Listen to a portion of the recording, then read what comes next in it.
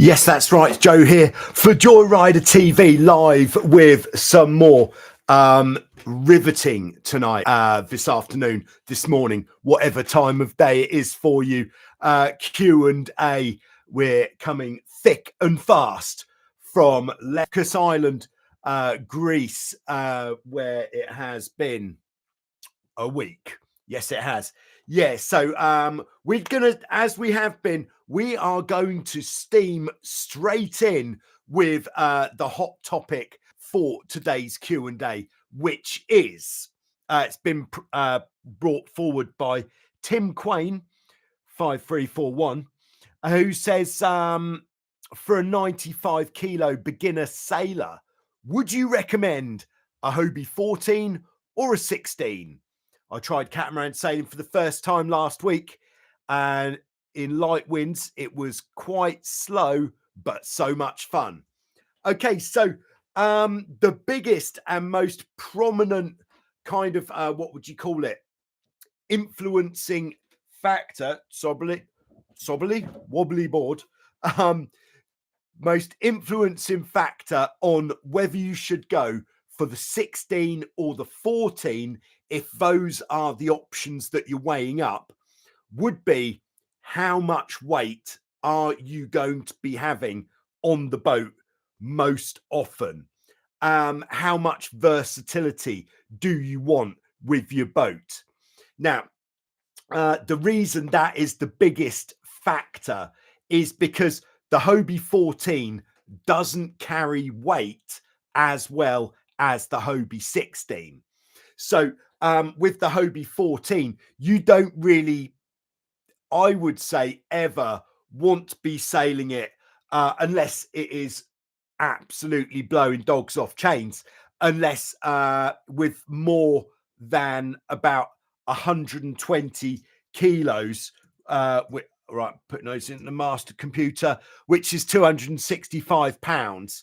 So if you're going to be sailing a lot with more than 265 pounds on the boat, you should really be looking at the Hobie 16, not the 14. The reason why the 14 doesn't carry weight so well, if you actually put the two boats next to each other, it would be quite fairly obvious to see, but it is because the hulls on the 14 are that much smaller than on the 16. That is pretty much it. So much less volume. So if you put too much weight on the 14, there won't actually be that much boat sitting above the water, which will make it extremely sluggish and not that much fun to sail, to be honest. Difficult to maneuver as well. So we could say the unique selling point of the Hobie 16 compared to the 14 is that it carries more weight better. So if you're going to be sailing kind of 50% of the time single-handed and 50% of the time with a crew, I would say go for the 16. If you're going to be sailing almost entirely single-handed for the foreseeable future, then the 14 could be the good option. Why get a 16 and be done with it? The 14 is significantly lighter than the 16. I should have done some research. I can't remember how heavy a Hobie 14 is. It's going to be somewhere in the region of about 105, 110 kilograms, which I believe would be about 230 pounds. So for getting the boat in and out of the water on your own, maneuvering it around the boat park, getting it on the trailer, putting it on the back of the enormous truck, that sort of thing, it's going to be so much easier with the 14 if you are single-handed. Whereas if you've got a friend, then you're going to be sailing with them, the 16 is going to do it better. The 16 is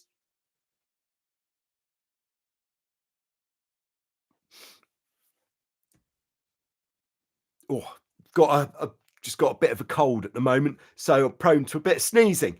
The 16 is quicker as well. I just saw a message sound breaking up. All right. I can't really do much about it, I'm afraid. I've got everything is as it normally is without unplugging everything and plugging it back in again. I think we're just going to have to ride this bus as much as we can, I'm afraid. Yeah, so the Hobie 16 is faster, carries more weight, but it's heavier. The Hobie 14 is lighter. It's perhaps more manageable for one person. If you want the easier boat to sail, the Hobie 16 is easier to sail. But once you've unlocked the Hobie 14 using good technique, then the Hobie 14 is a very fun boat to sail. I think the only other thing is for writing the capsize, because the Hobie 14 is lighter, it doesn't require as much weight to bring it up. In the tests that we did, you can bring a Hobie 14 up in zero wind with 80 kilos, whereas in zero wind, the Hobie 16, because it's got a much bigger mast, bigger rig, requires 120 kilograms to bring it upright from capsize.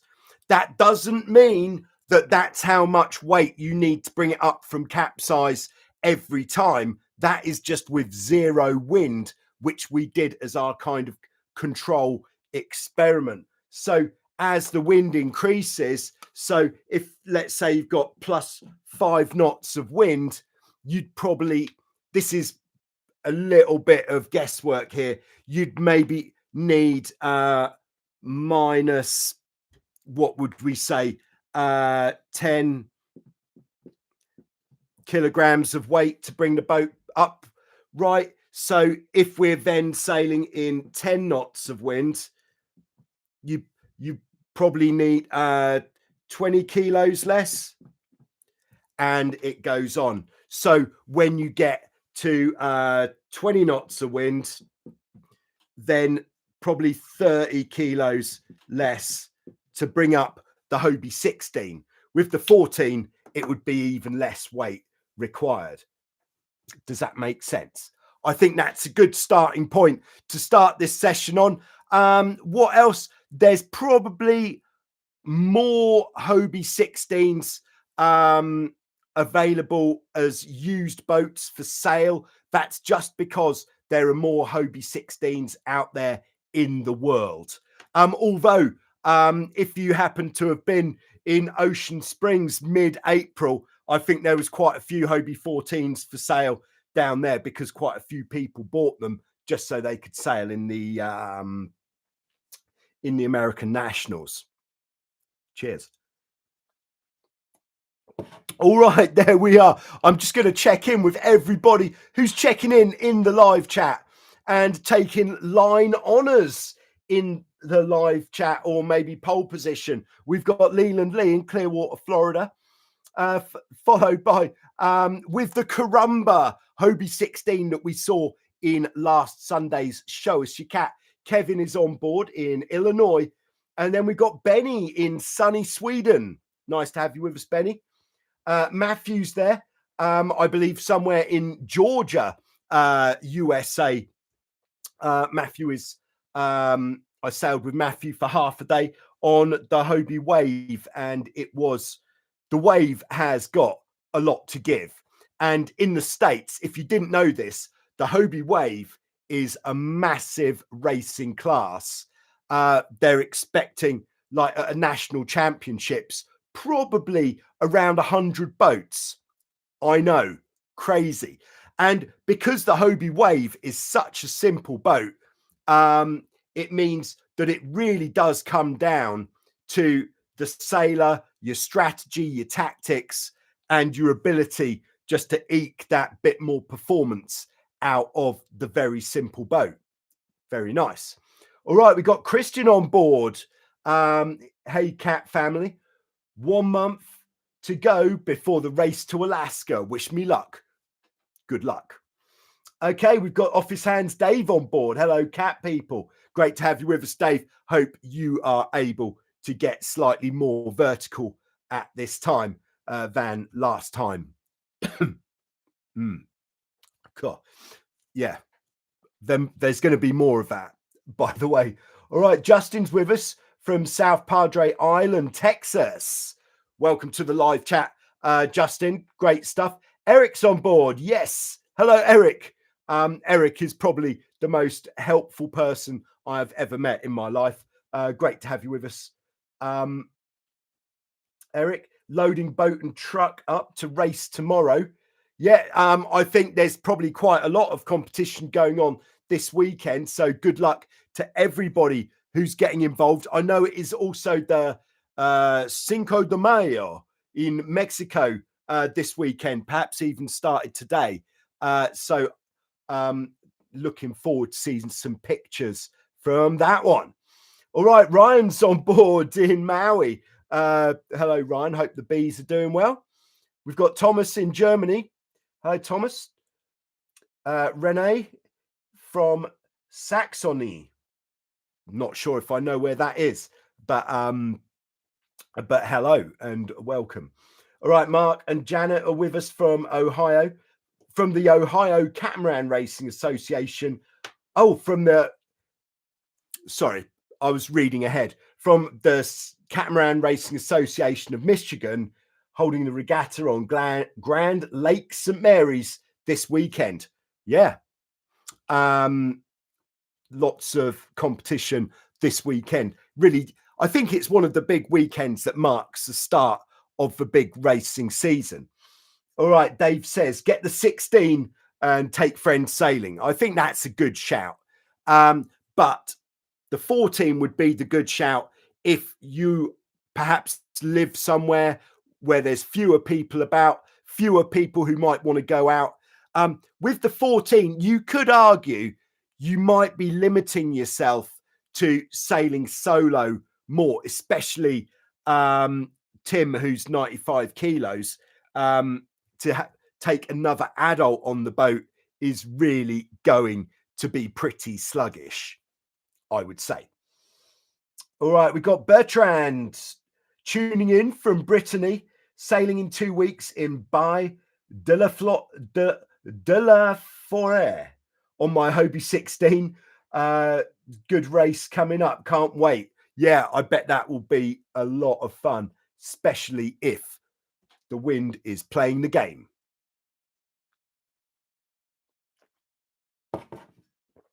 All right.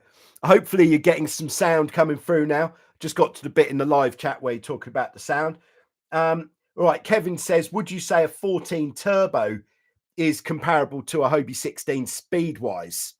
No, unfortunately not. The 14 turbo is, certainly quicker than the 14 not turbo.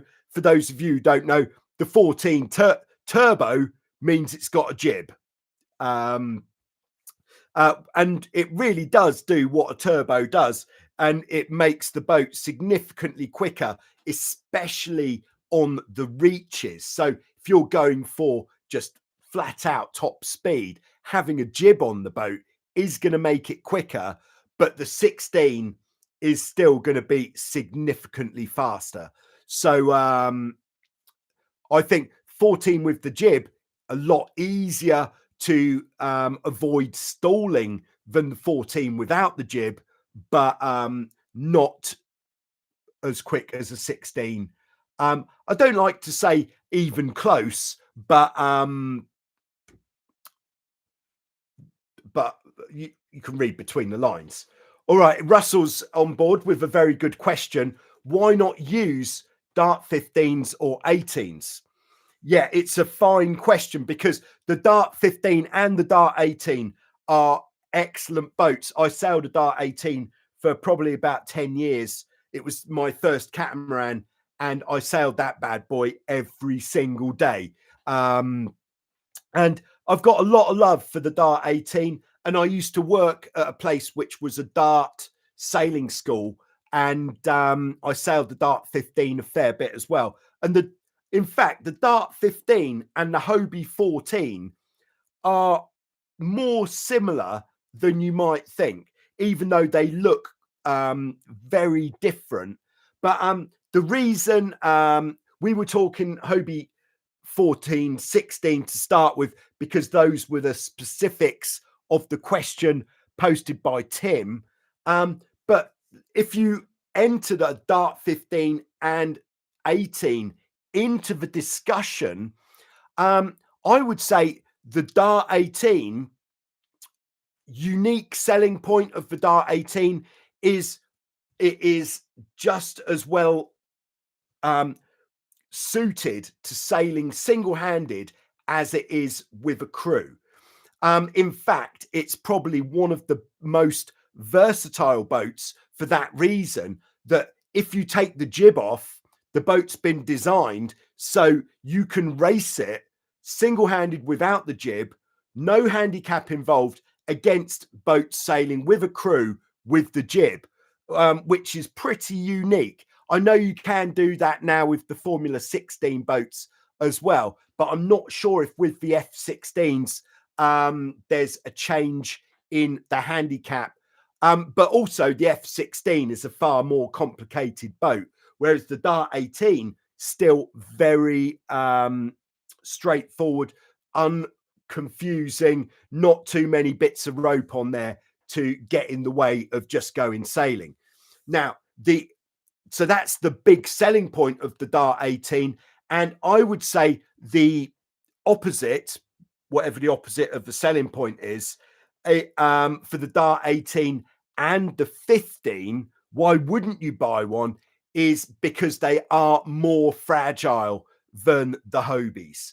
The hulls of the Dart 18, if you dropped your hull onto a rock or onto some pavement or something, the hull would be damaged. So on land, everyone with the Dart 18s and 15s who like to look after their boats have the little skeg protectors that fit over the skegs, so that if you do drop it on the floor, it's not going to get damaged. But it's a much more fragile boat.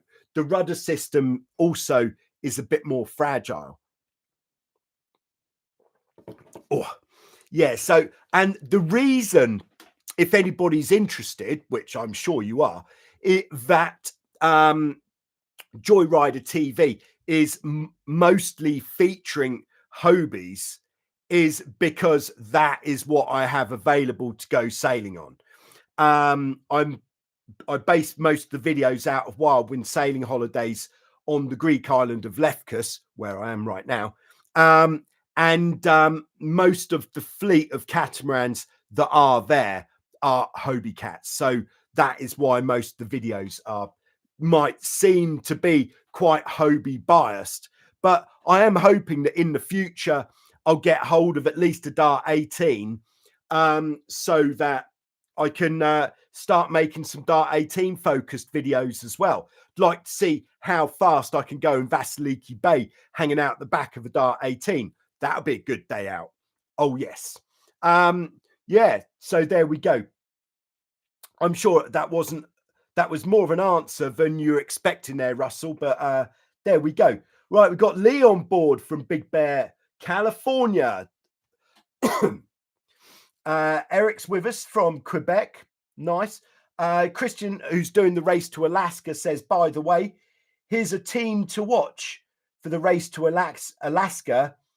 Team Tips Up, rocking a Hobie 16 with a sweet pedal drive. Okay, so the pedal drive is there so that the race to Alaska basically goes from the USA up the Canadian coastline, finishes in Alaska. So it's a big open sea race. So the reason having a pedal drive, the pedal drive you might have seen on some of the plastic Hobie kayaks, where you've got pedals that you push like a bike, and then under the boat you've got these flippers that do something like this, which work amazingly well. And doing a big open sea race on a Hobie 16, having an alternative legal form of propulsion could be quite valuable. So I think that is a great shout. If we can get some pictures of that, how it works, I'm sure people would be interested.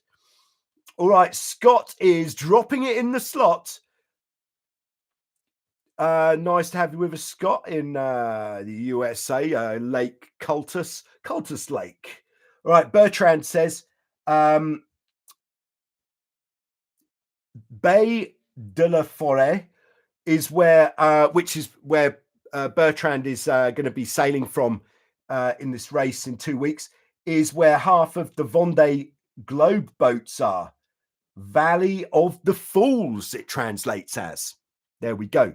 So, catching up with everybody who's checking in. Great to have you with us, by the way. I have come armed with many preloaded questions, in case anybody is hoping there'll be some more preloaded questions. You may be wondering, what is FW here? Could be a great many things, but no, it's not. It's actually Formula Wave, which is, I mentioned how popular the Hobie wave racing is in the USA. And Formula Wave is kind of like an alternative class, because a lot of the guys racing Hobie waves in the USA are racing them with non-Hobie mainsails, which wouldn't be class legal for racing Hobie class. So there's also Formula Wave class, where you can put whatever parts within reason. It's got to be the right size, whatever parts you want on your boat, and race legally. So it's a growing class in the USA. Incidentally, if you're sailing a Hobie wave and you're thinking, hold on, I've been to totaljoyrider.com, like your t-shirt, Joe. Yeah, this is the F18 giving it the beans t-shirt. There's also, where are we? There's also a deck sweeper F18 t-shirt at totaljoyrider.com. But today I've been doing a bit of what I call shopkeeping, and there are some new styles in. So if you head over to totaljoyrider.com and just click on the drop-down menu that says, I can't remember what I called it, boat style, boat type. You click that and it's now listed by which type of boat you'd like to have on your garment. And the Hobie Wave is now there, as is the Hobie 20. And I'd have to say I'm pretty pleased with how both of those bad boys came out. Oh, yes. All right, we've got Konstantin tuning in from Russia. Great stuff. May the 1st, the season began in Russia. Great. I hope it's not too cold up there. I'm not particularly well educated in how the temperatures are in Russia this time of year. Maybe I should take a look at some point. But great to have you with us. All right, so next preloaded question, and this one comes from Matt, and it's on the topic of heavy steering. And I would dare say the topic of heavy steering is one that's affected everybody at some point. So let's just talk about heavy steering. I'll just can you talk more about having too much main sheet, oversheeting the main? I noticed my rudder, my weather helm, heavy steering gets worse when I pull in the main sheet, but I'm also speeding up, which is the point. Curious if I'm missing something obvious. Yeah, so the most common cause of heavy steering, cause number one, if this is the back of the boat and this is your rudder,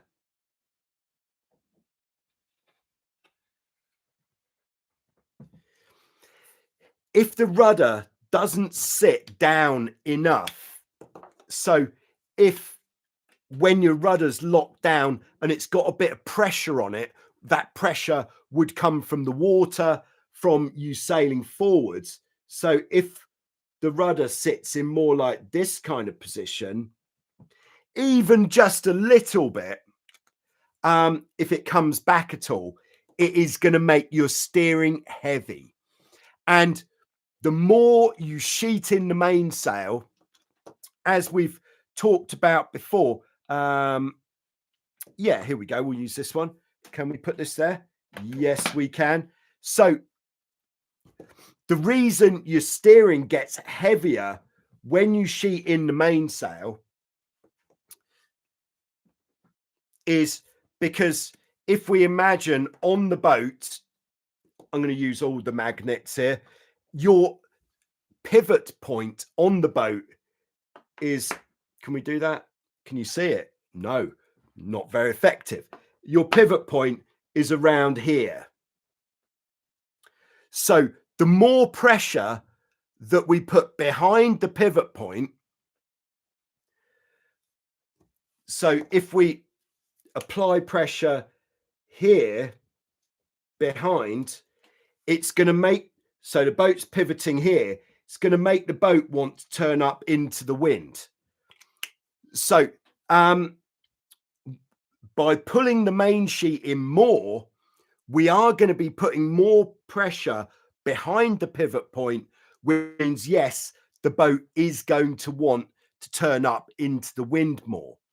One thing we can do to combat that with the rig, so even if the rudders are bad, like this red one, this is what we're calling bad. If it does that. If you've got a bad rudder and when you sheet in, your steering is getting really heavy, the only thing really you can try is pulling on more downhaul. That is going to move your center of effort in the sail down and forwards, which might just take a little bit of the edge off your steering. But if your rudders are set up nicely, you should be able to sheet in pretty hard and without the rudders getting too heavy. One other thing that could be affecting your steering is, for example, if you're sailing upwind and every time you sheet in, like let's say it's trapezing conditions, you're sailing upwind, every time you sheet in, the steering starts getting heavy, then that might actually be because you're trapezing too far forwards. So you can just experiment a little bit with your trim. So if let's say this is our trapezing team. I know it doesn't look like people. Maybe if we turn them the other way up, yeah, better. These are our trapeze artists. If when we sheet in trapezing in that position, the rudders the steering feels really heavy, then yeah, we could just try going back, and it doesn't need to be very far, and just see how it feels there.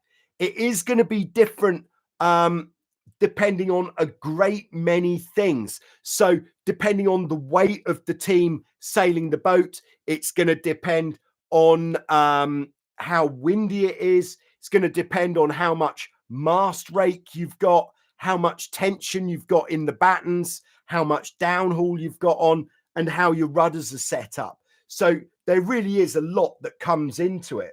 It's also going to depend on how tight you've got the jib in, where you've got your jib travelers set. If you haven't got your jib in tight, you're sailing upwind, and every time you sheet in, you're getting that heavy steering. Perhaps try cranking the jib in a bit more as well, because that's going to put a bit more pressure forwards of the pivot point, like here, which is going to help to balance out the steering there a bit. But the most important thing for your steering is make sure you've done everything you can for getting the rudder held down as good as you possibly can. Now, I know that people who have got older boats, whether they be Hobie or anything else, you might not actually be able to get the rudder to sit down as well as possible. And if you want, now, this is going to sound pretty agricultural, but what I used to do with my Dart 18, because I did actually destroy my rudder system, the lockdown system, by hitting the bottom multiple times, let's say. But what you can, this is a bit of a game changer, but it's not very nice to do. What you can do is take a bit of, I would say ideal is 6 mil. I don't know what that is in American, but 6 mil elastic shock cord. This is going to sound really bad. Can't believe I'm telling you this. It's one of the insider secrets. And hold on, I've actually got a rudder stock just here. Very nice. And if you take this bit of 6 mil elastic and put it around the bottom of the rudder stock through there, and then around the back of the rudder blade, this is going to mean that your rudder is going to be locked down, but your steering is going to feel much nicer straight away. So go around the back of your rudder blade with this elastic, tie it really tight. Maybe you could, if you're going to do it a lot, maybe you can come up with a good solution, maybe with a loop in one end and a little clip on the other end. You just clip it on. Do that. That will pull the rudder into the casting. What you want is the front of the rudder blade to be absolutely snug, unable to move backwards at all from there. But you can do it with a bit of elastic. I think I sailed my boat like that for probably about 3 years, because another downside of the Dart 8, well, of any sailing boat, is if you haven't got much money because you are a student, you just have to invent things to keep your boat going. Oh, there we go. 6 mil elastic would be 1/4 of an inch. Thank you, David. And hello, David from San Diego. Great to have you on board. All right. So those are some new, a bit of new information, perhaps, on heavy steering, which we haven't really talked about here before. There we go. Hope everyone's having a lovely time. So if you've been wondering, so Joe, your season has probably started now in sunny Greece. A bit jealous maybe of those champagne conditions that you might be having in Vasiliki Bay. How come we haven't been seeing any action of the sailing in Vasiliki Bay? Well, unfortunately, I've come back from the UK with what can only be called a bit of a knee issue, which means that I can't really go out on the water at the moment. There we go. I'm hoping it was after a week. So this time next week, I'll be back on the water for some full send. And perhaps before then, if I'm feeling brave, I could get out on the water in the light winds. I am planning to do some beginner level kind of stuff in the light winds. And perhaps if anybody has got any, let's say, video ideas for things that they'd like to see discussed out on the water in light winds, then don't put it in the live chat, but put it in the actual comments, because it is largely, now that I've made so many videos, I think I've actually just pushed past the 1,000 video mark. Woohoo! Now that I've made so many videos, there's not that many topics that I haven't yet explored. So if there is something that you think would be useful to actually see out on the water, let me know and I'll do what I can to make that video happen. There we go. All right. So next preloaded question is from, oh, how do we say? Bertil Cygnus 8446. Okay. And he's This was responding to the video when I was out with the new trampoline from Salt City Sailing and the new sails from Whirlwind. He said, how did I get that amazing camera angle on the boat? This is going to be a pretty quick one to answer. All right, so if this is our boat, and then we can have a little front view as well.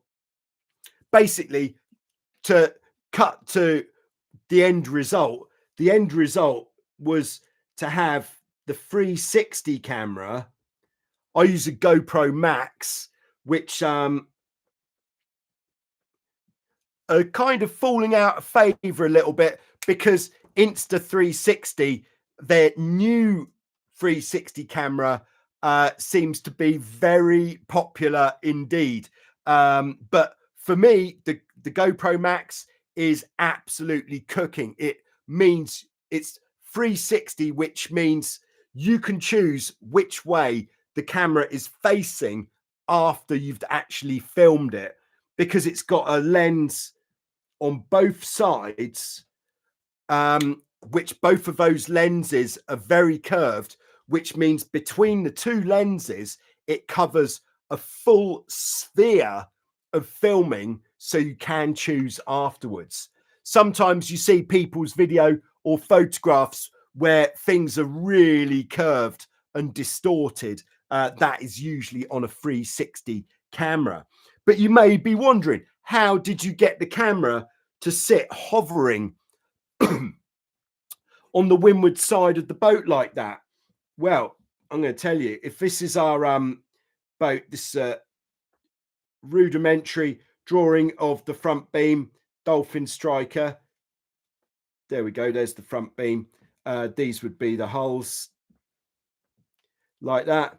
So the way that I go about it is using half of a windsurfing mast most of the time, and one end of the mast would be tied off here using a very advanced mast tying off system, and then the other end, it kind of goes up diagonally like this, and then I tie it around here very securely, camera on the end. Very nice. Now, because so that would come like that, like that, like that. Now, because we've got this complete sphere of camera, the software with these 360 cameras is so intelligent, and it uses artificial intelligence. So it's so artificially intelligent that it knows where the mounting is of the camera. So it actually can edit the camera. It knows where the pole is.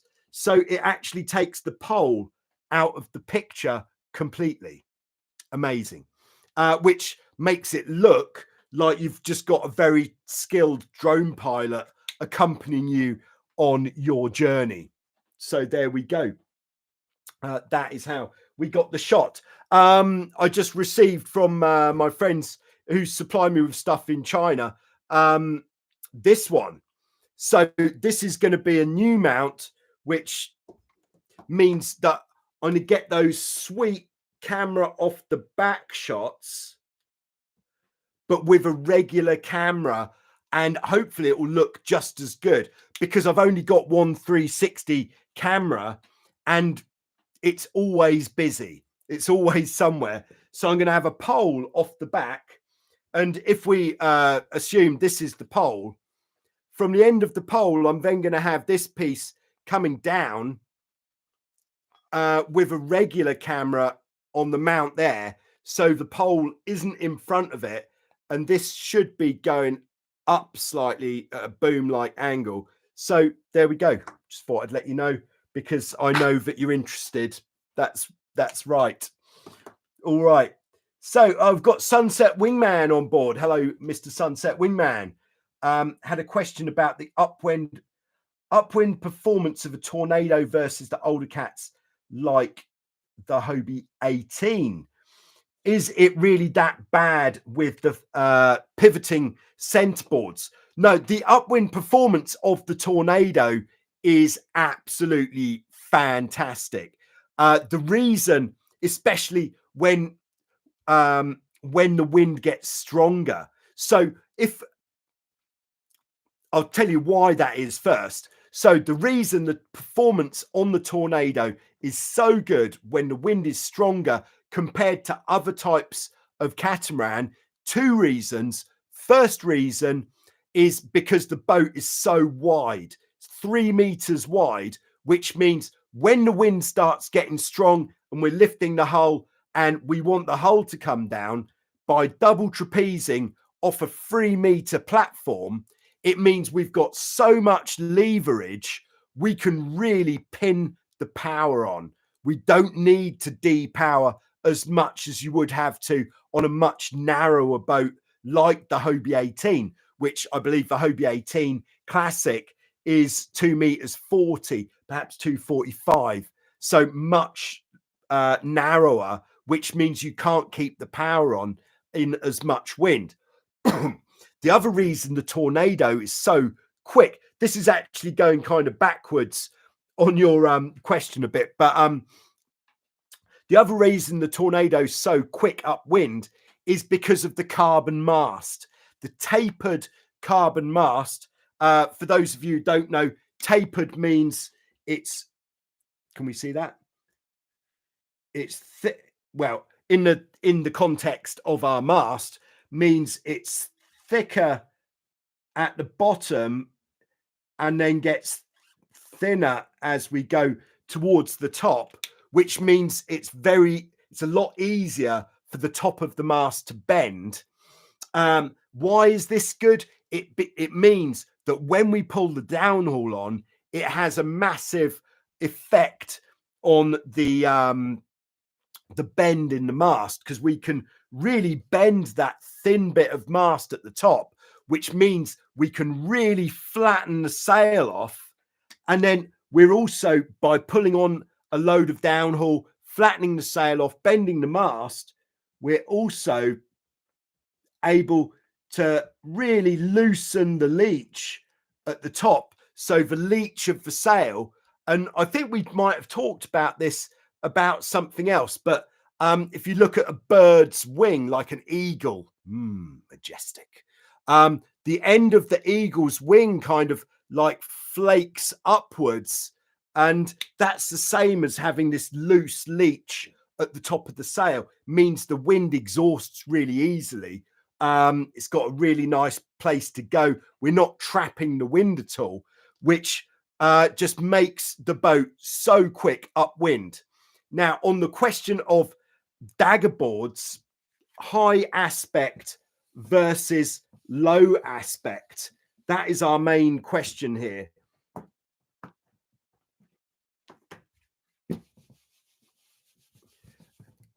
And it's the same way that we talk about sails on boats, rigs on boats. They can be high aspect or low aspect. High aspect means long and thin. Low aspect means short and fat. So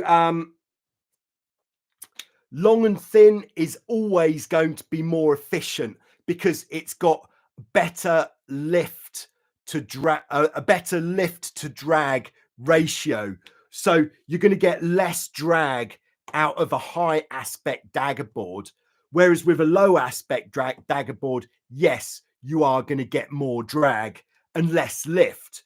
But on the, what this means is a bit more, I find a bit more in lighter winds, these daggerboards are going to start working effectively in a much lighter wind than these ones. So with these daggerboards, they will be working effectively before you start lifting the hull. So you'll be getting good lift from the high aspect daggerboards before you're lifting the hull, Whereas with the low aspect dagger boards, it's only once you start lifting the hull where you really get a big pressure differential between one side and the other. So you get a really high pressure on the downwind side, the leeward side, which is really pushing against the water, and then high pressure on the other side. And that means that you get lift because you're creating a little cavity in the water on the windward side of the daggerboard, which allows the boat to get lifted up. So that is my kind of understanding of how the different aspect daggerboards work. But then with the actual mechanical function of the daggerboard, so if we paint a hull on here and how these actually work, maybe we'll draw what's going on inside the hull in red. So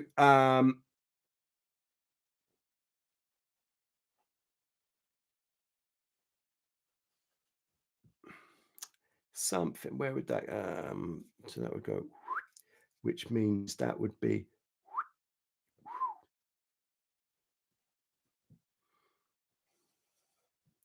okay. I hope you're enjoying this.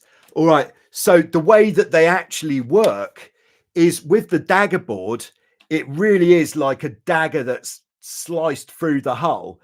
And when we want to lift the dagger board, it just goes directly upwards, which means if we get into the strong winds, like perhaps 20 knots of wind, where we're feeling overpowered, the boat's lifting the hull too much, and we don't want it to have that much, like we're getting too much lift, in fact, so the boat just starts riding up on the dagger boards, then we can just pull it up a bit, usually pulling the dagger board up by about maybe as much as a foot. When it's really windy, you can still get enough lift so you can sail upwind until the wheels fall off, but without getting the excessive lift. But with the pivoting centreboard, you can't do that, because when you start moving the pivoting centreboard up, it changes where it's positioned. So it actually comes further back on the boat. Because I haven't really drawn this very well. I can't work out how it would. Oh yeah, this would be at the back of the slot, wouldn't it? So as it goes up, the centreboard actually comes back further, which we can't sail like that with the centreboard on a tornado, for example, in the half up position, because it moves it back too far, which would give the boat horrible lee helm. Lee helm means you've got to push the rudders away all of the time to keep the boat going in a straight line, because we're moving the center of effort back too far. So all of the rig is going to try to make the boat bear away. There we go. I think we've got something in here from David in the live chat in response to this. Seems like you don't have to pivot up the pivot boards versus having to lift the high aspect boards as the speed increases. Correct. That's exactly what I'm saying. Yes. So with the pivoting center boards, one of the good things, if we're talking a lot of pros and cons today of various things, but the real pro of the low aspect center boards pivoting is when you go sailing, you just leave them down all of the time. Easy. So you don't bring them up for sailing downwind. You just put them down and they stay down. You've got nothing above the deck, so nothing there to catch your legs on. If you pitch pole, you're not going to go into the back of them. Yeah, easy, low maintenance, a lot less to do. Whereas with the up and down dagger boards, yes, you do have to adjust them as you sail around a course. So for downwind sailing, you definitely need to lift the dagger boards. Otherwise, you're getting, when you've got too much dagger board down, like the amount that we want would only be that much, which means all of this then starts creating drag. So we do need to lift them on the downwind or reaching points of sail. There we go. And the other obvious benefit with the pivoting centerboards is that they're not as low down, which means you're less likely to hit the bottom. That's a good thing. And there's a little bit less worry involved with the pivoting centerboards. There we go. All right, so I think I'm going to leave that one there. Right, we've got Gleedson tuning in from Brazil. Great to have you with us, Gleedson. And Philip is waiting for summer in Ireland. Gosh, it's going to come at some point, and you better be there for that couple of days when summertime strikes before the winter kicks in again. There we are. All right, next preloaded question is, in fact, there was another preloaded question that I forgot to put into my list, but this one was a follow-up on last week's preloaded from, I think it's Tim, it's an A-class, kind of A-class specific question, and says, all right, long story short, because we've been going for a little while now, 50 minutes, in fact, that's a long time. So on the A-class catamaran, the track for the traveler is curved. Whereas on pretty much anything that isn't an A-class catamaran, the track for the traveler, let's just draw it on separately, is straight. What's the point, you may ask? Well, the point is that on an A-class catamaran, as you let the traveler out, your main sheet tension is going to still remain the same. Because if we think of the mast being here, as this comes round, the distance to the traveler, we should have even drawn the traveler on with this curve, is going to be the same. Whereas with a straight track, if we were to keep our main sheet in the same position as we travel out, the distance between the mast and the traveler at that point is going to be greater, which means that if we did, if you were controlling your power by playing the traveler, it's not something I do, but I know some people like to do it because it can be easier, can be very effective, but it's not something I've done much of. But if you're controlling the power using the traveler, it's kind of like a little bit of can we call it an oxymoron? Can we do that? Where as you let the traveler out, if you're not adjusting the main sheet as well, you're actually going to be getting more tension into the leech of the mainsail as you let the traveler out, if your main sheet is staying in the same position. Whereas on the A-class with the curved track, your leech tension, because this distance is going to be consistent as you let the traveler out, your leech tension is going to be the same as you let it out. Yeah. So why do they have that on the A-class but not on other boats? I think one of the main considerations is just practicality, expense to make it, because the traveler track on the A-class is totally separate to that of on a conventional boat. I haven't even looked at one close up, but I would imagine that you have to take the traveler track off if you're going to take the boat apart. But because the A-class also is a very narrow boat, perhaps that is one of the reasons why it's able to have the curved track, whereas others not so much. Yeah, answers on a postcard. There we go. All right. Philip says centerboards don't break when you run up the beach. Good point. Yeah, because the centerboard, if you've got it down, when you hit the beach, it's just going to go up like that. And then Philip continues on the subject of summertime in Ireland. It's been waiting since August last year. Good luck with the long wait. All right. So the last question, which I'm sorry, I can't remember the name of who. I don't know if I can quick enough bring that up. But the question was on the topic. It was in a lot of my videos, especially when I'm going for speed. We're doing this thing where on the reaches,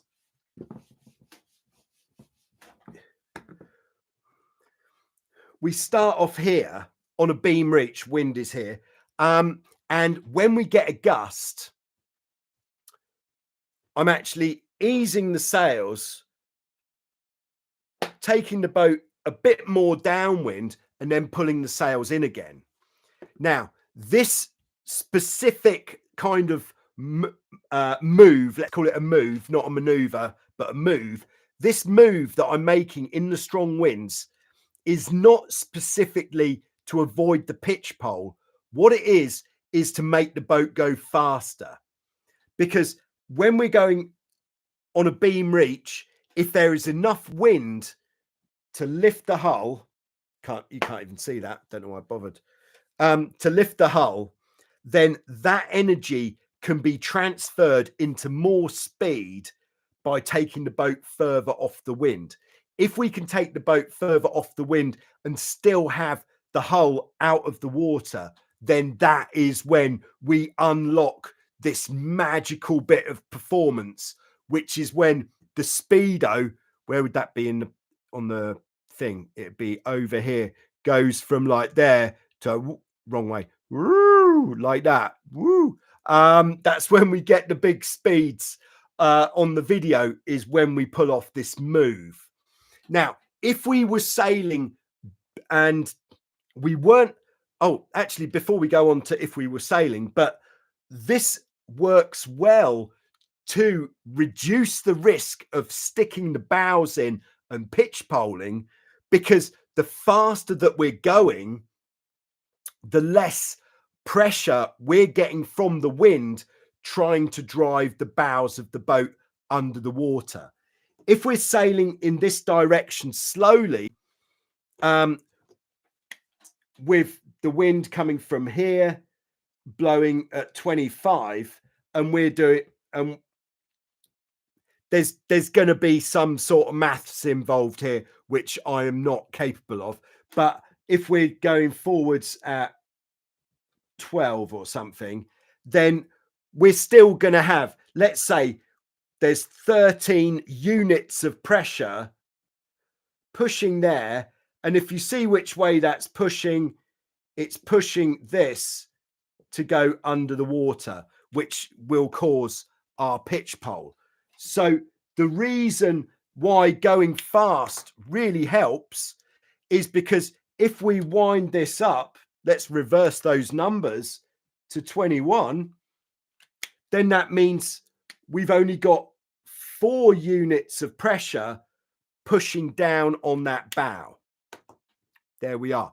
But that is if you're willing to commit to really sailing as fast as you possibly can. And it does require practice, and that practice would want to be carried out in a slightly lighter wind when there's enough wind to lift the hull, but not so much wind that you are worried about sticking the bows in every time you bear away. But the procedure, as I said, is sailing along, beam reach, hull comes up, release some mainsail first, then turn downwind. And then once you're downwind and you're happy that your bow is nowhere near to going under the water, then bring the main sheet back in. That is what we're talking about. If you're out sailing and you're not feeling that confident, perhaps you're out sailing in more wind than you might be normally, and you are beam reaching, then what would be the correct procedure to avoid sticking the nose in?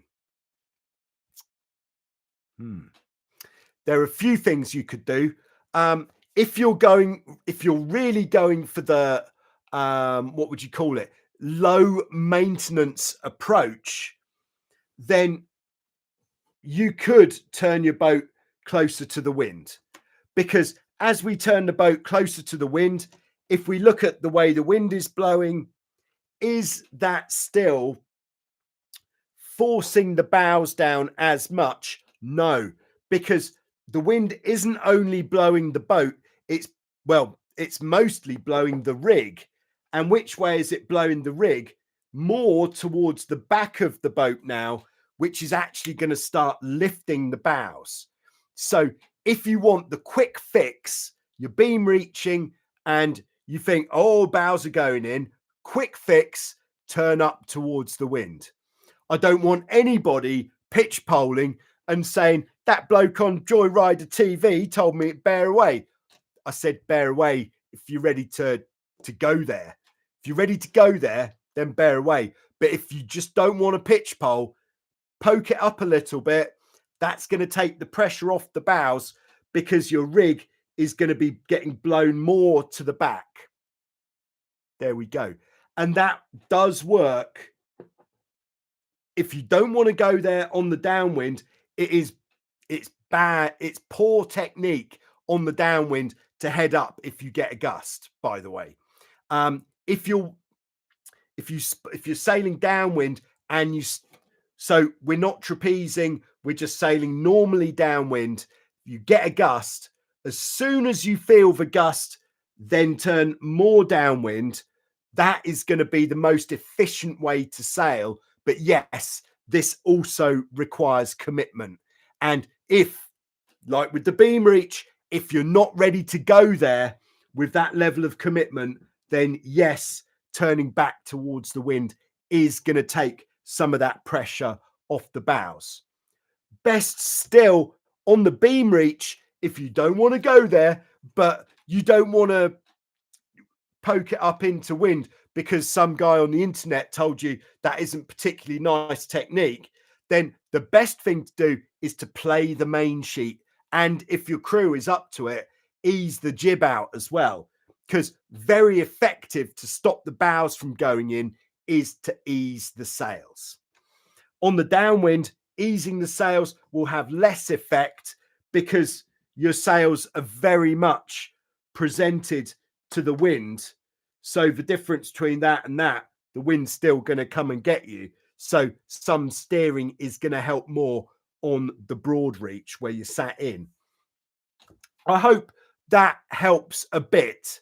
I'd like to summarize. So yeah, the bear away in the gusts on the beam reach is only if you're really going full send and you are trying to go as fast as possible.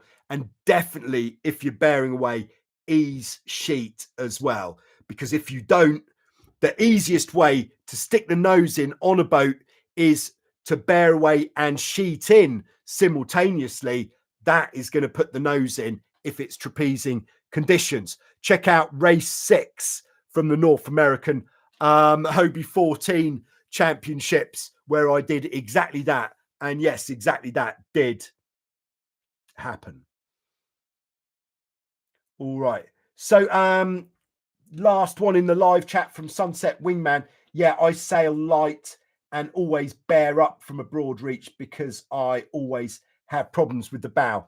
Yes, you have to be fast on the sheet to pull it off. Yeah, and on the broad reach, if it's particularly gusty, one of the secrets to not sticking the nose in if you're going to bear away on the downwind is to spot the gust early.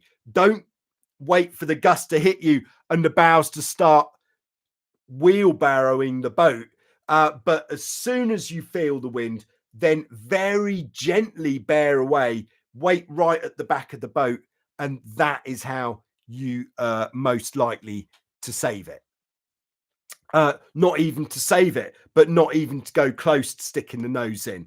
At some point, if you work on your high wind stuff enough, it will go from having to save it to then trying to maximize your boat speed in those situations.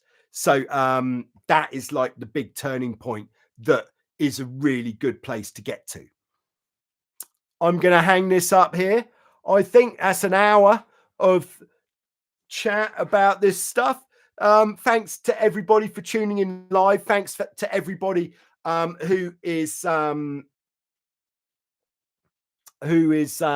in later. Don't forget to hit the like button if you could. There's another button at the bottom next to the chat called Super Stickers. If you think any of this information has had any value and you'd like to effectively give us a tip, then give us a tip with a super sticker. All right, one last question from David G. What is your most fun cat to sail with speed not the goal? I would say it's the Tornado, because as I have established in many videos, even though a lot of people don't believe me, the Hobie 16 is the absolute speed machine, whereas the Tornado is just such a delight to sail. Just feels great when you're in like 15 knots of wind with the spinnaker up. It is so nice. There's the quick answer. All right, thanks very much, and I'll see you soon, hopefully with some more on Joyrider TV. But if you've not got anything to do for the next 5 minutes, then why not head over to totaljoyrider.com and check out the new range. Oh yes.